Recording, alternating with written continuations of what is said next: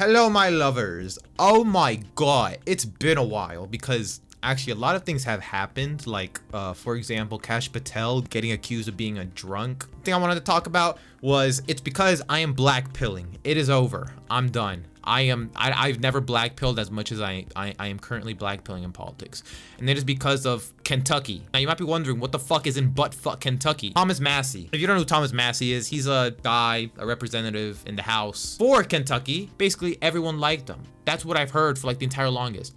But there was a shift that happened, and the shift happened when he wanted to bring up the Epstein files. And if you have a fucking brain and two, you weren't a boomer, you can realize that, yeah, Donald Trump has many reasons and his administration have many reasons as to, try and cover up the Epstein files. Yeah, and including that, Thomas Massie was also against Israel and AIPAC and all that. So it was kind of like a double dosage of, okay, like, he's trying to confront like two forces of evil. It was time for election time. New guy, Ed Gallerine or whatever. Basically, he's just an Israeli puppet. There's no other way to explain it. He's taken like 15 million from AIPAC related groups for funding or whatever, and then Thomas Massie has literally $0. I would rather take the not crazy Republican than over the Israeli puppet. You feel me? Yeah, Thomas Massie lost, and everyone is mad. I am mad. I'm fucking annoyed. I am annoyed because the election of Massie and Gallerine, the Kentucky election, was literally called by a daily newspaper in Israel. They named it the most consequential Republican primary for Israel is happening in Kentucky. What connection does Israel and goddamn Kentucky have together? What connection? Please tell me. The group of people that are currently fucking over everyone is the boomers. Look, I have my reasons for being ageist. I've said that. That entire generation is just so propagandized by Israel and they're just stupid.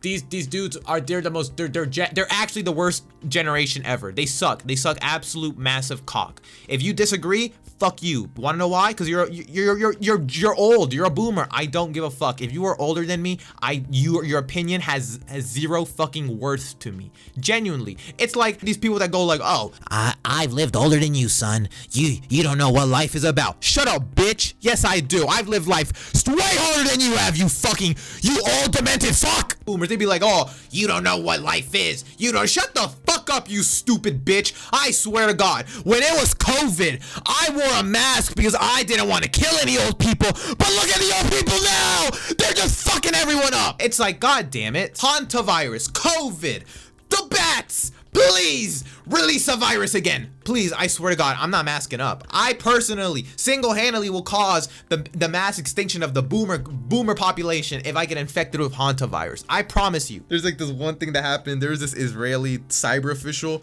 He's like, what do you even say his name? Tom Artyom Alexandrovich. Like, that dude got arrested because in a predator sting. He got arrested in Nevada, and then for some reason he got bail, and then he literally flew back to Israel and did not get punished for being arrested in a sting operation.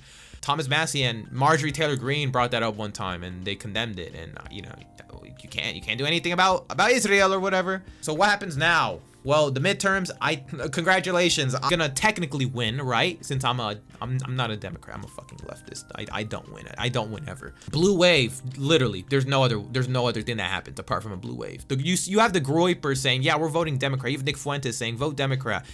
The only people that don't see what's about to happen are the fucking boomers. There's such a massive like disconnection between the boomers and everybody else. Like it's actually like funny as fuck. Because they are going to get what they deserve. Like, it's coming with, oh yeah, and then you have some boomers going like, oh, my generation ruined everyone. Yes, actually, congratulations, you're actually self-aware that your generation ruined everything, but also fuck you, you're a part of them anyways. But yeah, Ben Shapiro says last night's primary election in Kentucky represents the future of the GOP.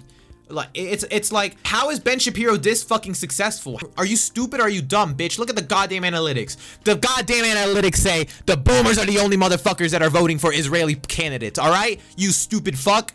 I'm sorry. I know Ben Shapiro has his own fucking Israeli ties or whatever because he's Jewish or whatever.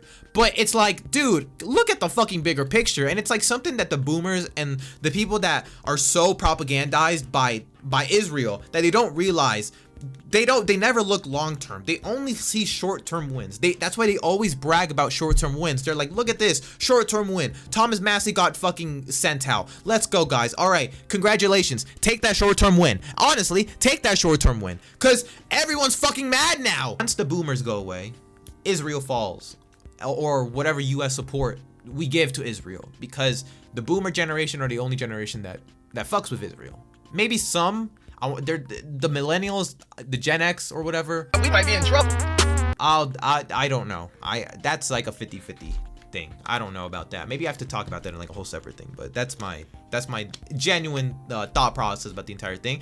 The boomers go away, Israel falls. And then Thomas Massie held like an entire thing going like he had to concede, and he was like, yeah, I would have come out sooner, but I had to call my opponent to concede, and it took a while to find him in Tel Aviv. And then like the same newspaper that was talking about it being the most consequential election for Israel, they also said like, yeah, AIPAC won in short term, but what about long term? Because in the rally that Massie had, they were saying like fuck AIPAC and fuck Israel or some shit. So like I said, they only see short term, but maybe they will finally see the long term impact that this has. Hakeem Jeffries' lover is back in this bitch, and we're back like we never left. I sound so stupid sometimes. I'm sorry, I'm just really just blackpilling. Like, I'm so sad.